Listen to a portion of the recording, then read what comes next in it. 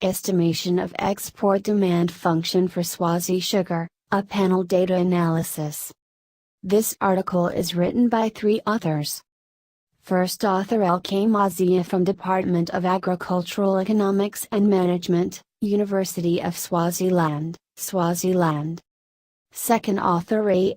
Tijani from Department of Agricultural Economics and Management, University of Swaziland, Swaziland.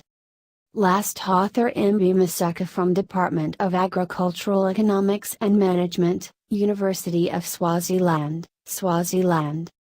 Contribution and originality of the study is that, this study contributes in the existing literature by using demand function on the Swaziland sugar industry.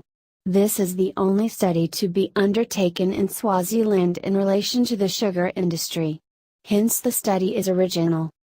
Export demand estimates are important for meaningful export forecasts, planning, and policy formulation that can help improve the performance of the sugar subsector in Swaziland.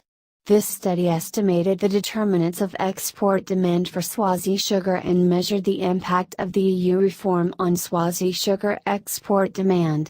The study used panel data approach by using annual time series data between the periods 1997 and 2012. An LSDV fixed effects model was employed. Export price, importer GDP and the EU reform were found to be significant in explaining export demand for Swazi sugar. These variables had coefficients minus 121.069. and minus 2.682, respectively, whose signs were against the priori expectation except for export price. The EU reform was found to have an overall positive impact to Swazi sugar export demand with coefficient of 12816. The study also measured elasticities of the explanatory variables to the export demand of Swazi sugar.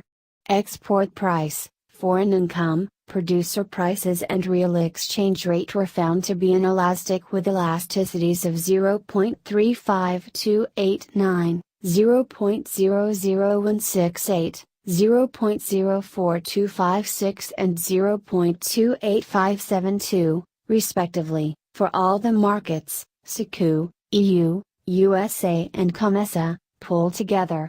Explanatory variables in the individual markets were found to be highly elastic. The study, therefore, recommended that Swaziland needs to take advantage of the EU reform and invest more on sugar production as it was not negatively affected. Swaziland also needs to negotiate for the quotas abandoned by those countries heavily affected by the EU reform.